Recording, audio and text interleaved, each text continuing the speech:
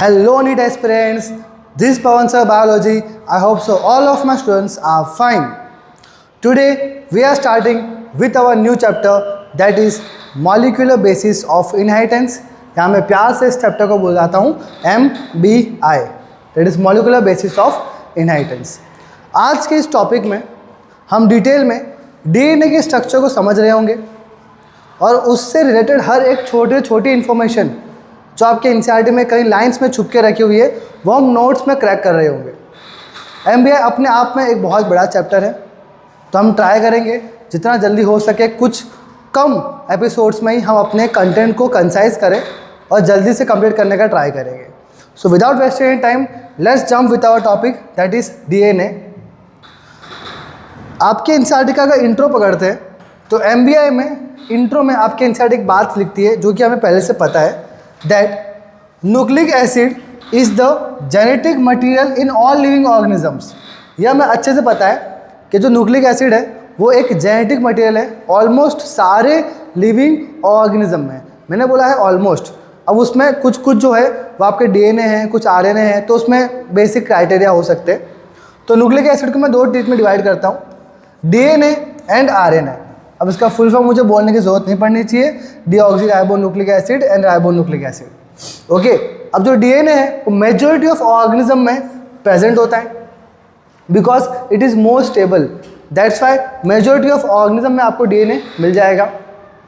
RNA की बात करता हूँ तो आरएनए आपको कुछ वायरसेस में देखने को मिलता है, जैसे टोबैको वायरस TMV जो आपने 11th में पढ़ा हुआ था इसके बारे में। ओके, और कोरोना वायरस, जो भी वायरस है बेटा सब में क्या होता है, आरएनए का सिंगल स्ट्रैंड प्रेजेंट होता है। इट इज़ मोर रिएक्टिव, जो डीएनए है it is less reactive, almost negligible, पर जो आरएनए है it is more reactive and less stable. वहाँ स्टेबिलिटी ज़्यादा है डीएनए में और आरएनए में स्टेबिलिटी कम है। क्यों, रीज़न क्या है इसका बेटा? आप अगर इसका स्ट्रक्चर पढ़ाऊँगा मैं आरएनए का, तो उसमें 2 प्राइम कार्बन का जो शुगर है वहाँ पे आप ध्यान से नोटिस करना, वहाँ पे जो हाइड्रोक्सिल ग्रुप होता है वो प्रेजेंट होता है बेटा किसमें, आपके आरएनए के अंदर। दैट इज़ अ रीज़न, वो जो 2 कार्बन के ऊपर जो OH आके बैठा हुआ है इसके वजह से बेटा आरएनए जो है बेटा वो मोर रिएक्टिव होता है और लेस स्टेबल होता है। हम समझ रहे होंगे इसके बारे में। एंड मोस्टली जो आपका आरएनए है it act as messenger, mRNA, जिसके बारे में हम बात करेंगे AC चैप्टर में आगे। तो अगर न्यूक्लिक एसिड को मैं बोलना चाहूँ तो मैं एक और चीज़ बोल सकता हूँ, जो न्यूक्लिक एसिड होता है बेटा ये बहुत सारे न्यूक्लियोटाइड से बनता है। तो मैं बोल सकता हूँ that nucleic acids are also called polynucleotide. Poly का मतलब ही क्या होता है, मैनी। बहुत सारे न्यूक्लियोटाइड जब आके चेन बनाएंगे तब मैं कहूँगा ये क्या है, nucleic acid. Polynucleotide as they are polymers of nucleotide. तो न्यूक्लिक एसिड क्या है बेटा, पॉलीमर ऑफ न्यूक्लियोटाइड, मतलब बहुत सारे न्यूक्लियोटाइड आके ज्वाइन कर जाएंगे, एक पॉलीमर की चेन बनाएंगे जिसे आप बोलोगे पॉलीन्यूक्लियोटाइड, या फिर आप बोल लो उसको nucleic acid. Okay, let's move ahead. अब प्रॉपरली हम स्ट्रक्चर ऑफ न्यूक्लियोटाइड को समझते हैं कि एग्जैक्टली स्ट्रक्चर ऑफ न्यूक्लियोटाइड दिखता कैसे है। सबसे पहले ये पता होना चाहिए आपको, ये मैंने आपको 11th बायोमोलिक्यूल्स में समझाया हुआ है, दैट जो आपका पर्टिकुलरली न्यूक्लियोटाइड है उसके पास 3 कंपोनेंट्स होते हैं।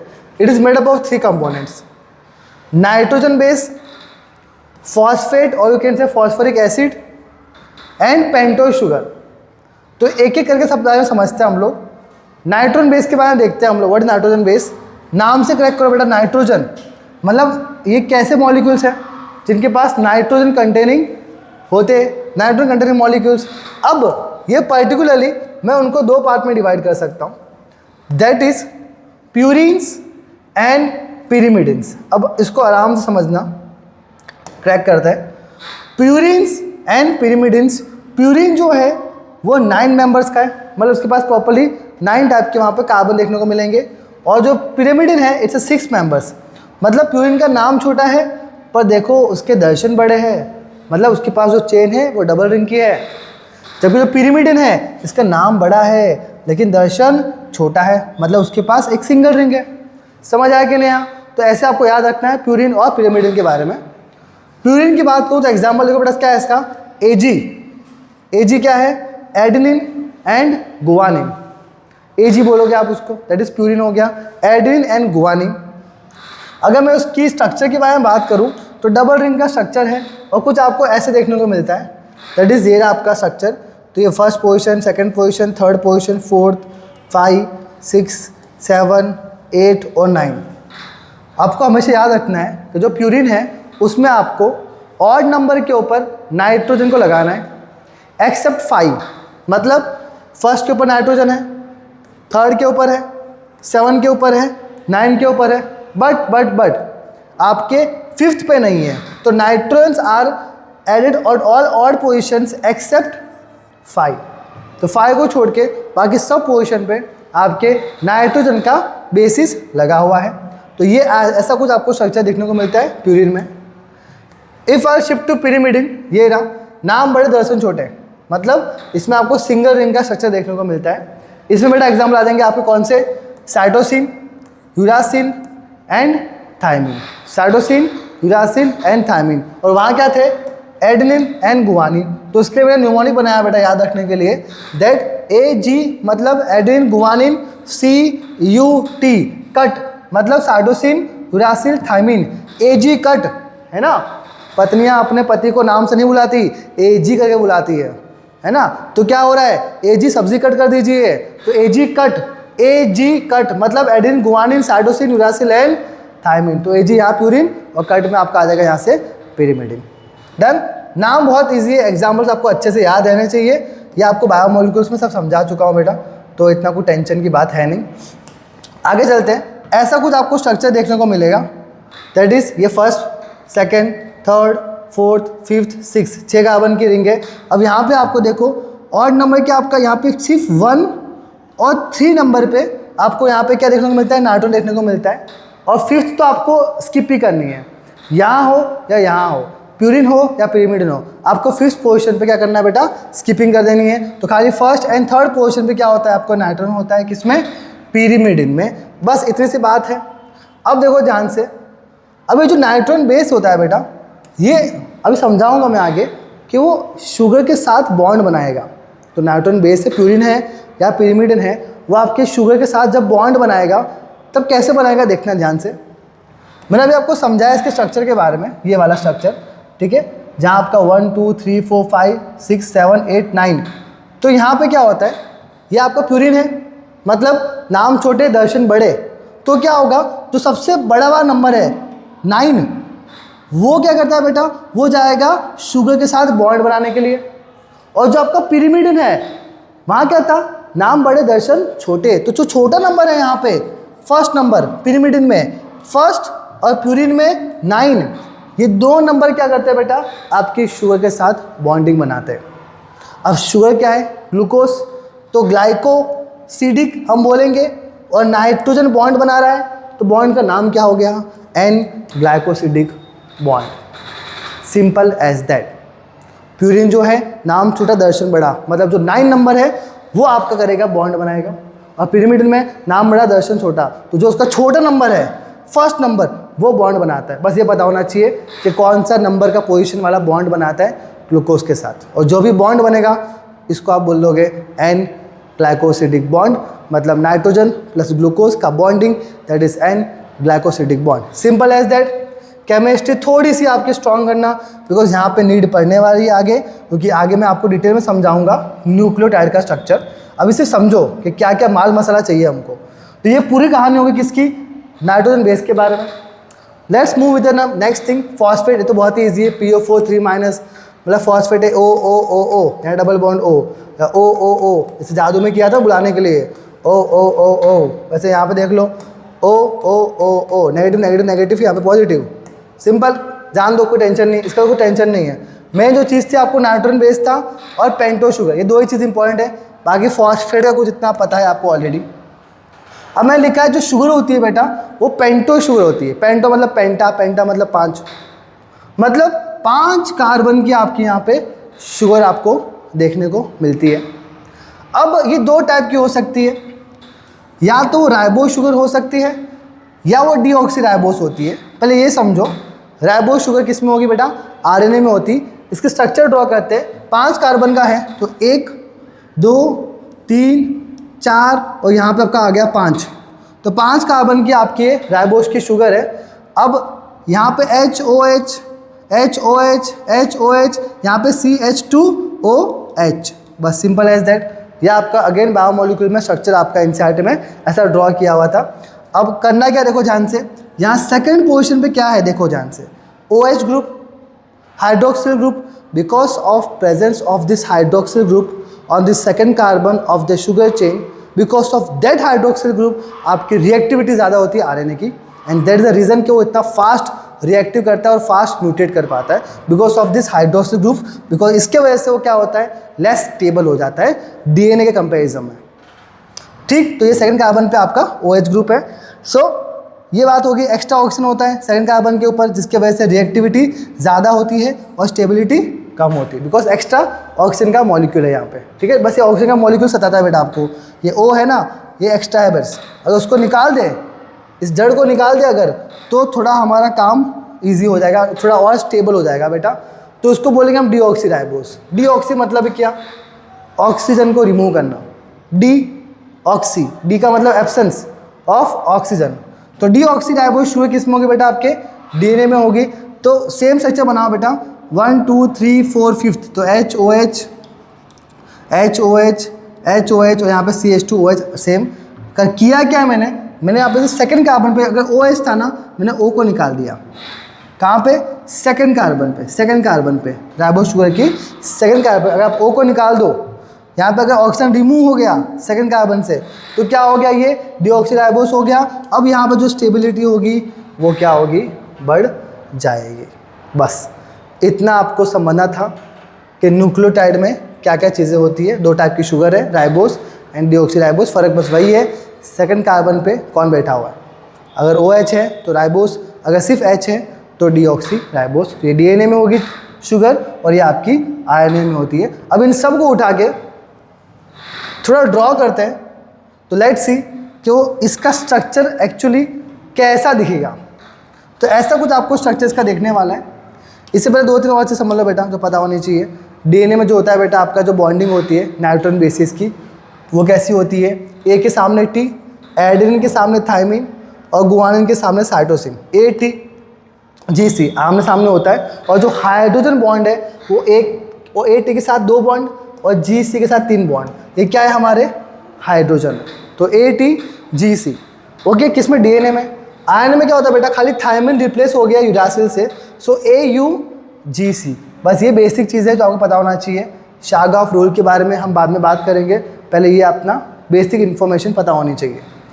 तो मैंने बोला था न्यूक्लियोटाइड को हम थोड़ा ड्रॉ करते हैं, तो कुछ ऐसा आपको स्ट्रक्चर देखने को मिलेगा। ये रहा आपका स्ट्रक्चर। ये क्या है, ये आप वापस में राइबोस शुगर ड्रॉ कर दी, 1 prime 2 prime 3 prime 4 prime 5 prime, 5 आपकी शुगर है, पेंटोस की शुगर है। अब यहाँ पे ध्यान से देखो, यहाँ जो 5 प्राइम है आपका and, 5 prime end of sugar क्या कर रहा है, यहाँ पे देखो, यहाँ फॉस्फेट के साथ बॉन्ड बना रहा है। तो यहाँ पे क्या हुआ, यहाँ CH2OH था, H को हमने रिमूव किया, कंडेंसेशन प्रोसेस किया, यहाँ पे क्या किया, कंडेंसेशन प्रोसेस किया, H को रिमूव किया और यहाँ क्या बॉन्ड बना दिया, फॉस्फोएस्टर बॉन्ड। तो फॉस्फोएस्टर बॉन्ड कैसा बना, आपके कंडेंसेशन रिएक्शन से बना। यहाँ पे H था, इसको रिमूव किया, तो आपका फॉस्फेट ग्रुप 5 प्राइम एंड के साथ जुड़ गया। कैसे जुड़ा, आपके फॉस्फोएस्टर बॉन्ड के साथ। तो एक ही फॉस्फेट जुड़ा है ना, इसलिए हमने लिखा है फॉस्फोएस्टर बॉन्ड। इजी, आगे मूव करते हैं। यह आगे 5 प्राइम एंड की बात। अब 1 प्राइम एंड पे बात करूं तो क्या है, 1 प्राइम एंड पे आपका ऊपर लटक रहा है नाइट्रोजन बेस। कौन सा है, ये वाला आपका एडेनिन का मैंने बना के रखा हुआ है ना। तो देखो यहाँ पे नाम छोटे दर्शन बड़े, मैंने कहा था ना दर्शन बड़े है। जो 9 का नंबर होगा, 9 नंबर वाला जो नाइट्रोजन बेस होगा, वो आपका बॉन्ड बनाता है हमेशा शुगर के साथ। तो N ग्लाइकोसिडिक बॉन्ड, N मतलब नाइट्रोजन, ये रहा आपका 9th नंबर का, और यहाँ पे आपका शुगर है, तो यहाँ क्या बन गया आपका N ग्लाइकोसिडिक बॉन्ड। तो फर्स्ट प्राइम पे बनाया आपने नाइट्रोजन बेस को अटैच किया, और 5th कार्बन पे आपने फॉस्फेट ग्रुप को अटैच किया। यहाँ पे बॉन्ड बना बेटा फॉस्फोएस्टर बॉन्ड, और यहाँ कौन सा बॉन्ड बना बेटा, N ग्लाइकोसिडिक बॉन्ड। समझ आओ, तो फॉस्फोएस्टर किसके बीच में है, sugar plus phosphate. N glycosidic bond किसके बीच में है, शुगर प्लस आपका नाइट्रोजन बेस के साथ। इजी। तो जब आपका ये जो आपका बीच का शुगर है ना, शुगर और नाइट्रोजन बेस, क्या बोला मैंने, sugar, nitrogen base plus sugar, ये दोनों जब ऐड हुए तो क्या बना आपका न्यूक्लियोसाइड। यूज कर रहा हूँ, न्यूक्लियोसाइड। तो when sugar plus nitrogen base connects with each other, that is called nucleoside. But when phosphate plus nucleoside, साथ में अगर phosphate ऐड हो गया तो क्या बोलेंगे उसको हम, that is called the nucleotide. तो कैसे याद रखना बेटा, कई बार बच्चे कंफ्यूज होते हैं इसमें कि न्यूक्लियोसाइड में क्या आता है, न्यूक्लियोटाइड में क्या आता है। न्यूक्लियोटाइड में देखो, न्यूक्लियोटाइड से टी आ रहा है बीच में, टी से 3 याद रख लो बेटा, मतलब 3 कंपोनेंट होंगे इसके अंदर, that is phosphate plus nitrogen base and plus sugar. ऐसे आपको याद रखना है, बाकी न्यूक्लियोसाइड तो आपको याद रहेगा ही, sugar plus nitrogen base, easy. तो बेटा ऐसा आपको कुछ स्ट्रक्चर देखने को मिलता है। और ऐसे बहुत सारे आपके न्यूक्लियोटाइड अगर लाइन पे लग जाए बैक टू बैक, ये 3 प्राइम कार्बन के साथ आपका दूसरा फॉस्फेट आएगा, यहाँ पे अटैच होगा। तो अगर बहुत सारे यहाँ पे न्यूक्लियोटाइड की चेन आ गई तो उसका हम बोलेंगे पॉली न्यूक्लियोटाइड, मतलब पॉलीमराइज कर रहे सारे न्यूक्लियोटाइड और आपकी चेन बना रहे, कॉल्ड पॉली न्यूक्लियोटाइड, या आप उसको बोल लो न्यूक्लिक एसिड। डन, बस ये आपको एक डायग्राम समझाया मैंने। अब एक चेन बना के देखते हैं हम लोग कि चेन कैसे बनेगी। ये ऐसे आपकी चेन बनेगी पॉली न्यूक्लियोटाइड की। ये आपने अभी जस्ट पढ़ा मुझसे, फर्स्ट प्राइम के ऊपर हमने लगा दिया नाइट्रोजन बेस यहाँ पे, और 5th कार्बन पे आपने अटैच कर दिया फॉस्फेट। ये कैसे हुआ, फॉस्फोएस्टर बॉन्ड से। ये कैसे हुआ, एंड ग्लाइकोसिडिक बॉन्ड से। इजी। अब देखो ध्यान से, ये जो 3 प्राइम एंड है, यहाँ पे देखो क्या हो रहा है, यहाँ पे क्या हो रहा है, फॉस्फेट अटैच हो रहा है 3 प्राइम एंड पे नीचे, और यहाँ आपका 5 प्राइम कार्बन है। तो जो नीचे 3 प्राइम कार्बन था वो बैक टू बैक फॉस्फेट को चेन साथ में अटैच करते जाएगा। तो यहाँ पे वापस देखो सेम सीन हो गया, 3 प्राइम के नीचे आ गया यहाँ पे, तो 5 प्राइम कार्बन वापस यहाँ सेम बन गया, एक और न्यूक्लियोटाइड बन गया। तो देखो जब ध्यान से, जब आपका ये एक न्यूक्लियोटाइड पूरा जब दूसरे के साथ अटैच होता है न्यूक्लियोटाइड, तब कौन सा बॉन्ड बनेगा, क्योंकि यहाँ फॉस्फेट है, देखो यहाँ पे फॉस्फेट है, यहाँ भी फॉस्फेट बना, तो यहाँ क्या बना बेटा, ये क्या हुआ, फॉस्फोडाइएस्टर बॉन्ड बना। क्या बना, फॉस्फोडाइएस्टर बॉन्ड। फॉस्फोएस्टर बॉन्ड का बना था जब हमारा आपका न्यूक्लियोसाइड अटैच हुआ था किसके साथ, फॉस्फेट के साथ। और यहाँ पे 2 फॉस्फेट है, एक और फॉस्फेट ऐड हो गया हम, तो क्या बोलोगे आप, फॉस्फोडाइएस्टर बॉन्ड। ये क्या है आपका, फॉस्फोडाइएस्टर बॉन्ड, जो कि आपको 3 प्राइम कार्बन और 5 प्राइम कार्बन के बीच में देखने को मिलता है। यस और नो। तो ऐसे back to back side chain 3 prime carbon यहाँ पे, वापस यहाँ 3 प्राइम कार्बन के नीचे फॉस्फेट लग जाएगा। तो यहाँ पे राइट साइड पे क्या है, 5 प्राइम कार्बन, और राइट लेफ्ट पे क्या है, 3 प्राइम कार्बन। तो बैक टू बैक सारी चेन 3 प्राइम से कनेक्ट होगी। तो अगर मैं देखूँ कि फर्स्ट जो आपका न्यूक्लियोटाइड है उसका जो 5th कार्बन है, इसके पास कौन है, फॉस्फेट, ठीक है, वो फ्री रहेगा। अब back to back 3 prime carbon जब लिंक बना रहा है, तो जो लास्ट का न्यूक्लियोटाइड होगा उसका 3 प्राइम कार्बन जो होगा वो फ्री रहेगा। मतलब अगर फॉर एग्जांपल मैं यहाँ पे खड़ा हूँ और यहाँ पे मेरा एक हाथ खाली है, अब लेफ्ट साइड से मेरे बच्चे हाथ पकड़ रहे, बैक टू बैक हमने एक चेन बना दी, तो जो लास्ट का बच्चा होगा उसका जो लेफ्ट हैंड होगा वो फ्री होगा, दैट इज 3 प्राइम एंड, और जो मेरा हैंड फ्री है दैट इज 5 प्राइम एंड। सो ये 5 प्राइम एंड और ये कौन सा हो गया अपना 3 प्राइम एंड। पर यहाँ अभी कंज्यूम्ड है 3 प्राइम एंड, क्यों, क्योंकि अभी चेन बन रही है। पर जो लास्ट का न्यूक्लियोटाइड होगा बेटा, लास्ट का न्यूक्लियोटाइड वो आपका 3 प्राइम एंड फ्री रहेगा। समझ आ। तो बेटा इसको 5 प्राइम एंड फॉस्फेट एंड भी बोलते हैं। क्यों फॉस्फेट बोला, बिकॉज यहाँ पे आपके पास फॉस्फेट ग्रुप अटैच है। और यहाँ पे 3 प्राइम OH एंड बोला, 3 प्राइम OH क्यों बोला, बिकॉज यहाँ पे लास्ट में आपका OH ग्रुप बचेगा। तो 5 प्राइम एंड पे फॉस्फेट और नीचे 3 प्राइम एंड पे आपका दैट इज द OH। तो ऐसी बड़ी लंबी चेन बनेगी बेटा, जिसको आप क्या बोलोगे, पॉली न्यूक्लियोटाइड। तो ऐसे ही आपका DNA का सिंथेसिस होता है। तो मैं अगर बोलूँ कि एक्चुअली जो DNA का सिंथेसिस हुआ है कैसे हुआ, ये आपका पूरा 5 प्राइम से लेके 3 प्राइम है ना, 5 प्राइम से लेके 3 प्राइम, 5 प्राइम से लेके 3 प्राइम। तो ऐसे पूरी आपकी DNA की चेन बनती है, चाहे वो DNA हो चाहे वो RNA हो। आपको हमेशा याद रखना है कि जो DNA की RNA की सिंथेसिस होती है बेटा, वो हमेशा 5 प्राइम टू 3 प्राइम एंड से ही होगी।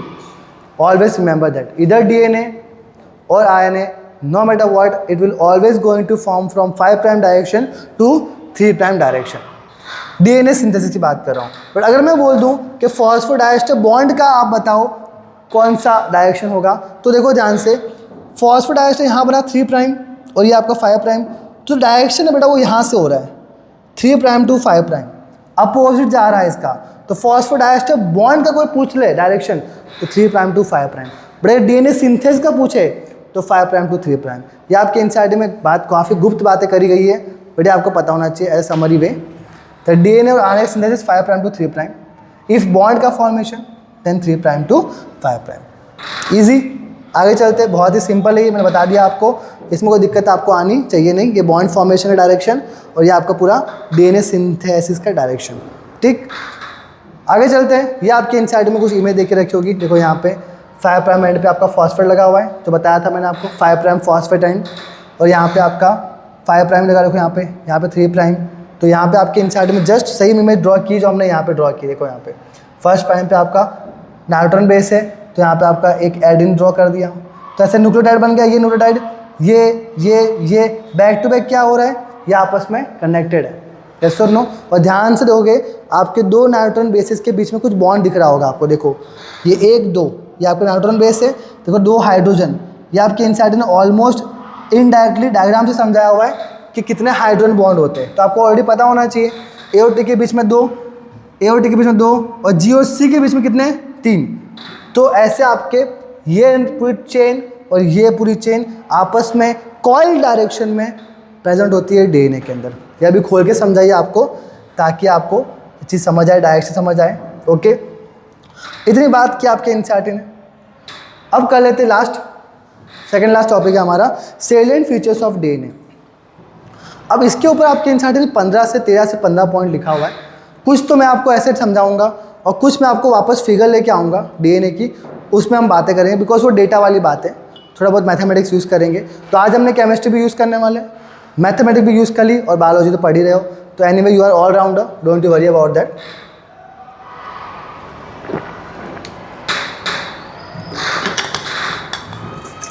Let's move ahead. Salient features of DNA, मतलब जो काम की चीज़ें हैं वो हमें देखनी है। सेलिएंट का मतलब क्या है, मोस्ट आईएमपी जो आपके फीचर्स है वो क्या है। सबसे पहला जो feature, it's a most common type of DNA, B form. बेटा A form, B form, C form होता है, लेकिन जो मोस्ट कॉमन होता है बेटा वो बी फॉर्म होता है। कौन सा होता है, B form of DNA, which was elaborated by Watson and Crick 1953 में। बेटा वाटसन एंड क्रिक ने प्रॉपर उसका 3D मॉडल बताया था, किसका, डीएनए का। वो भी आगे और साइंटिस्ट के बारे में डिटेल में समझाऊंगा, don't you worry. DNA is double standard पता होना चाहिए, where both strands are antiparallel. तो दोनों स्ट्रैंड बेटा आपस में कैसा है, अब पैरेलल मतलब क्या, ये पैरेलल चल रहा है आपका, ठीक है, दोनों हाथ पैरेलल है। अगर मैं बोल दिया एंटी पैरेलल मतलब एक अपोजिट चल रहा है, तो ऐसा हो गया। तो ये क्या हो रहा है आपका एंटी पैरेलल, और ये क्या हो रहा है आपका पैरेलल। तो एंटी पैरेलल होता है आपके दोनों के दोनों जो स्टैंड होंगे वो आपस में एंटी पैरेलल होंगे। फॉर एग्जाम्पल यहाँ का 5 प्राइम टू 3 प्राइम है, तो जो अपोजिट वाला स्टैंड होगा बेटा वो 3 प्राइम टू 5 प्राइम होगा। तो पूरा उल्टा पुल्टा हो जाएगा बेटा, क्योंकि एंटी पैरेलल आपके जो होती है स्टैंड वो एंटी पैरेलल होती है। वही लिखा है, if one stand is 5 prime to 3 prime then the other will be 3 prime to 5 prime. Simple, यहाँ एरो मार देना, सिंपल। अब बैकबोन ऑफ डीएनए जो होती है, it is found by sugar phosphate bond. ये इंपॉर्टेंट है, जो आपकी बैकबोन है, बताऊंगा अभी कहाँ पे शुगर और फॉस्फेट की बनती है, और बीच में आपके नाइट्रोजन बेस रहते हैं। देखो ये आपकी पूरी चेन दिख रही है, ऐसे गोमस घूम रही है, तो ये क्या है आपकी, ये पूरी बैकबोन है। यहाँ पे आपकी शुगर फॉस्फेट है, ठीक है, यहाँ लिखा भी है, ये शुगर फॉस्फेट अंदर मौजूद है इसके। और जो बीच में आपको डंडी दिख रही है, डंडी क्या है, ये आपके नाइट्रोजन के बेस पेयर्स है। क्या है, आपके नाइट्रोजन के बेस पेयर्स। तो बस यही समझना हमको। लेट्स स्टार्ट, चालू करते हैं। ये डीएनए का पूरा मैंने एक स्ट्रक्चर ड्रॉ किया यहाँ पे, आपके एनसीईआरटी से उठाया है, और बहुत ही एडवांस लेवल पे उसको समझाने वाला हूँ। अगर उसके मैं डायमीटर की बात करूँ, कोई डीएनए है फॉर एग्जांपल, उसकी कोई ऐसे खोल दूँ उस डीएनए को, फॉर एग्जांपल मैंने खोला, अब उसके डायमीटर की बात करूँ तो it is what, around 20 angstrom का आपको यहाँ पे देखने को मिलेगा। उसका जो पूरा डायमीटर है इट इज़ अराउंड 20 एंगस्ट्रॉम्स। और यहाँ बीच बीच में आपको बेस पेयर्स देखने को मिलता है। बेटा बेस पेयर क्या होता है, फॉर एग्जांपल यहाँ पे ए है तो यहाँ पे टी है, यहाँ सी है तो यहाँ जी है, यहाँ टी है तो यहाँ ए है। तो ये क्या है, ये एक बेस, ये दूसरा बेस, ये क्या है, ये बेस पेयर्स ही तो है। समझ आया कि नहीं है, तो ये आपका बेस पेयर्स है। तो nitrogen bases are actually perpendicular to the backbone. मतलब देखो ध्यान से, ये आपकी बैकबोन है और ये आपका नाइट्रोजन बेस है। तो ऑफकोर्स ही बात है उनका रिलेशन कैसा है, परपेंडिकुलर। थोड़ा मैथ्स भी आ गया, जियोमेट्री भी आ गया। या आपका बैकबोन है, यस और नो। अब इसके साथ जो आपका नाइट्रोजन बेस है उनका रिलेशन क्या है। फॉर एग्जाम्पल ये आपकी बैकबोन है, ये नाइट्रोजन बेस है, तो क्या रिलेशन हुआ इसका, perpendicular to each other, simple as that. So and they face inwards. Inwards मतलब क्या, ये ऐसे इनवर्ड्स है, दो बैकबोन है तो यहाँ से आपके इनवर्ड साइड पे फेस कर रहे हैं। फॉर एग्जांपल आपने वो सीढ़ी देखी होगी, बहुत ही अमीर घरों में होती है ना, ऐसे दो पकड़ के आप पूरा गोल गोल चढ़ते हो, ऐसा गोल गोल लंबी सी गोल गोल होती है सीढ़ी, तो आप पकड़ के चल रहे हो, वो क्या है, वो आपका शुगर फॉस्फेट की बैकबोन है। और जो बीच में सीढ़ियाँ हैं वो क्या है, वो आपके नाइट्रोजन बेसिस के बेस पेयर्स हैं। तो ऐसे आपको स्ट्रक्चर याद रखना है। तो ये आपका स्ट्रक्चर कुछ ऐसे आपको यहाँ एनसीईआरटी में दिखाया गया है, ठीक है।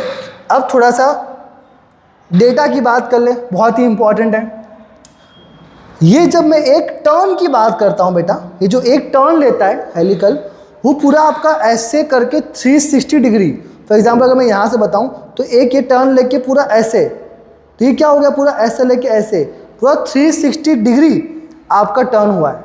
तो जब भी वो एक टर्न होता है वो कितना होता है बेटा, आपका 360 डिग्री का होता है। और इसे आप क्या बोलते हो, इसे आप बोलते हो pitch. So what is pitch, it's actually a single turn which is about 360 degree. तो एक जो टर्न दिख रहा है आपको, ये पूरा ऐसे 360 डिग्री करके घुमा हुआ है, दैट इज कॉल्ड पिच। अभी एक टर्न में मैं बात करूं तो ये एक टर्न दिखा आपको, ये एक टर्न, तो यहाँ पे जो बेस पेयर है वो कितने हैं आपके पास, टोटल 10 बेस पेयर है। मतलब ये एक एग्जाम्पल टर्न हुआ, कोई भी ये टर्न हुआ, अभी टर्न के अंदर बेसिस कितने हैं, ये एक टर्न में आपके पास 10 बेस पेयर्स है। तो बेसिस कितने हो गए, ऑफकोर्स सी बात है, पैर है तो 20 बेसिस हो गए, और बेस पेयर कितने हो गए, 10 बेस पेयर हो गए। क्यों, क्योंकि एक टर्न में आपके बीच में कितने 10 बेस पेयर्स है। सो 10 बेस पेयर्स पर टर्न मैं बोल सकता हूँ, हाँ बोल सकता हूँ। और जो इस पर्टिकुलर टर्न की लेंथ है वो कितनी है, वो है कितनी, 34 एंगस्ट्रॉम। पूरे डीएनए का डायमीटर कितना है, 20 एंगस्ट्रॉम। सिर्फ वो एक पर्टिकुलर लेंथ की बात करूं तो कितना है, 34 एंगस्ट्रॉम। अगर नैनोमीटर में कन्वर्ट करना हो तो कितना, 3.4 नैनोमीटर। तो अगर मुझे एक हेलिकल टर्न की लेंथ पता है, दैट इज कितनी, 34 एंगस्ट्रॉम, तो क्या मैं पूरे डीएनए की लेंथ निकाल नहीं सकता।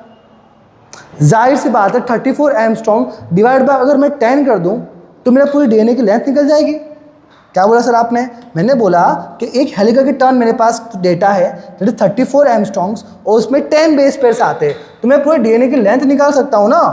दैट इज डिस्टेंस बिटवीन, अगर दो नाइट्रोजन बेसिस है मेरे पास तो 34 एंगस्ट्रॉम्स है बराबर, और इनके पास कितने बेस पेयर्स है, 10 बेस पेयर्स है, तो मेरे पास एक का डेटा मिल गया, एक नाइट्रोजन बेस पेयर का डेटा मिल गया, दैट इज 3.4 एंगस्ट्रॉम्स और यू कैन से 0.34 नैनोमीटर।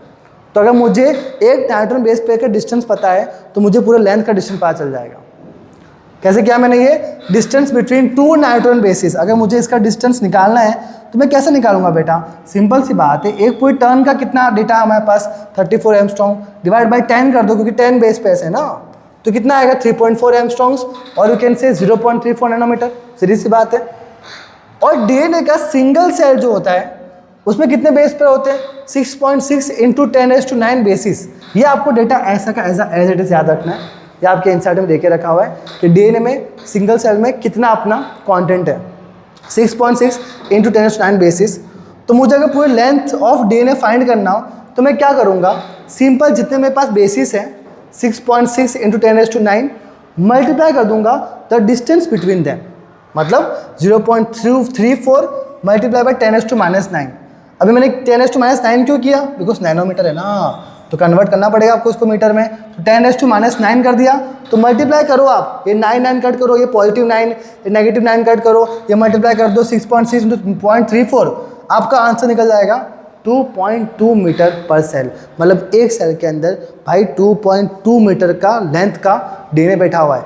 मेरी हाइट अराउंड 1.47 मीटर है, समझ सकते हो, मतलब 2.2 मीटर एक छोटे से न्यूक्लियस के सेल के अंदर कैसे बैठा हुआ है। That is because thanks to histone proteins, जिसके ऊपर वो पूरा डीएनए 2.2 मीटर का कॉइल्ड बैठा हुआ है। हिस्टोन प्रोटीन्स बताऊंगा आगे, इसी चैप्टर में आएगा बेटा, डोंट वरी। तो 2.2 अराउंड 2.5 मीटर का आपके पास डीएनए प्रेजेंट है। ये कैसे निकाला? हमने सिंपल मैथमेटिक्स यूज़ करके तो लेंथ ऑफ डीएनए का हमने टोटल फाइंड कर दिया, सिंपल। तो ये आपके इन सारे को डेटा था जो आपको पता होना चाहिए, और ये थोड़ा बहुत डेटा और आपके इंसाइट में देके रखा हुआ है डीएनए के बारे में। तो अगर मुझे लेंथ फाइंड करनी है, कैसे फाइंड करोगे, वो सब डेटा देके रखा हुआ है। Okay, so length of DNA is defined as number of nucleotides और a pair of nucleotides called base pairs present in it. मतलब जितने मेरे पास अंदर न्यूक्लियोटाइड है उससे मैं फाइंड कर सकता हूँ कि मेरी पूरी लेंथ कितनी है टोटल डीएनए। अभी जो करके दिखाया मैंने आपको वही है। अभी आपके इंसाइड को डेटा 1 2 3 4 वो ऐसे का ऐसा एज इट इज़ याद करना पड़ेगा। इसमें कोई ट्रिक नहीं है, कुछ नहीं है, सिंपल सा उठाओ दिमाग और याद कर लो। It is 5174 bacteriophage. ये क्या है? इसके पास कितना है न्यूक्लियोटाइड्स? 5386। देखो 5 + 3 कर लो 8 आएगा, तो 5386 न्यूक्लियोटाइड है हमारे पास। फिर आता है बैक्टीरियोफेज लाम्बडा, इसके पास कितना है? 48502 base pairs, 48502 base pairs. E coli की बात करो तो वहाँ कितना है हमारे पास? 4.6 × 10⁶ बेस पेयर। और अगर हैप्लॉइड कंटेंट की बात करूँ ह्यूमन डीएनए की तो वहाँ कितना है? 3.3 × 10⁹। देखो ध्यान से हैप्लॉइड लिखा मैंने, अगर मैं यहाँ डिप्लॉयड कर दूँ भाई तो सिंपल सी बात है, यहाँ क्या हो जाएगा? 6.6 × 10⁹। सिंपल। मैंने आपको डिप्लॉयड कंटेंट लिखा है पहले, आपके एनसीईआरटी में हैप्लॉइड कंटेंट लिखा हुआ है, सिंपल। फिर आपके एनसीईआरटी में छोटा पैराग्राफ देके रखा होगा जहाँ पे कुछ न्यूमेरिकल सॉल्व किया होगा उन्होंने लेंथ ऑफ डीएनए के ऊपर। तो देखो सिंपल एक फॉर्मूला याद रखो लेंथ ऑफ डीएनए के लिए, that number of base pairs multiply by distance of 2 adjacent pairs. आपका निकल जाएगा क्या? लेंथ ऑफ डीएनए कि कितने पर आपके पास बेस पेयर्स है मल्टीप्लाई बाय उस बेस पेयर्स का डिस्टेंस कितना है। तो जाहिर सी बात है आप पूरे लेंथ ऑफ डीएनए फाइंड कर सकते हो। फॉर एग्जाम्पल मुझे ह्यूमन का बेस पे पता है भाई कितना है? 6.6 × 10⁹। क्या मुझे डिस्टेंस पता है? हाँ पता है sir, 0.34 × 10⁻⁹, simple as that, nanometer. तो लेंथ ऑफ डीएनए कितना हो गया? 6.6 × 10⁹। ये क्या हो गया? आपका base pair multiply by distance between them 0.34 multiply by 10⁻⁹। ये अभी निकाला हम लोगों ने 2.2 मीटर डीएनए। अब आपकी एनसीईआरटी में ई कोलाई को देख के एक लेंथ लिख दी डीएनए की और बोला कि इसका फाइंड करो कि कितने इसके अंदर बेस पेयर्स एंड न्यूक्लियोटाइड बनेंगे। तो ये आपके इनसाइड में लिखा हुआ है, in E coli the length of DNA is 1.36 millimetre and 1.3 × 10⁻³ metre में कन्वर्ट कर दो। हमने कर दिया, 10⁻³ किया और मीटर में कन्वर्ट कर दो, कर दिया। अब हमारे पास क्या है? Length of DNA. अब भाई सिंपल बेसिक फॉर्मूला यूज़ करो ना, ये लेंथ ऑफ डीएनए देके रखा हुआ है, हाँ से देके रखा हुआ है, और नंबर ऑफ बेस पे हमें पता है, हाँ से हमें पता है, तो डिस्टेंस फाइंड कर लोगे आप, सिंपल एज दैट।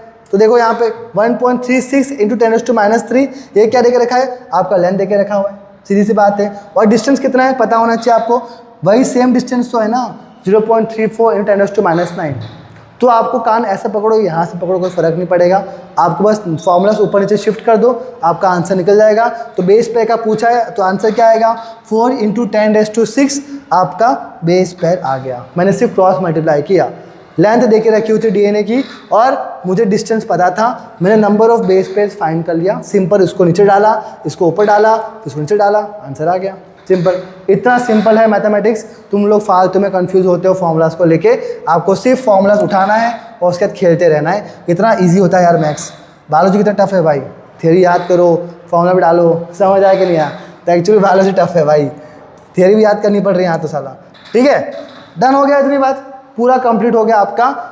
इतना ही आई गेस आपके एनसीईआरटी में देके रखा हुआ है, इससे ज़्यादा और कुछ आई गेस डेटा आपके एनसीईआरटी में नहीं है। बस एक शार्गॉफ रूल के बारे में बात किया जो आपको ऑलरेडी पता है, ठीक है। देखो ध्यान से पढ़ लेते हैं। एरविन शार्गॉफ नाम का रूल था, एरविन शार्गॉफ नाम का बंदा था, उसने रूल निकाला, in DNA the proportion of A is equal to T. जितना एडेनिन उतना थाइमिन, एंड जितना गुआनिन उतना साइटोसिन, जितना ए उतना टी, जितना जी जितना सी, ए टी जी सी, ठीक है। तो जितना ए होगा उतना जी होगा, जितना टी होगा उतना सी होगा। A plus G equals to what?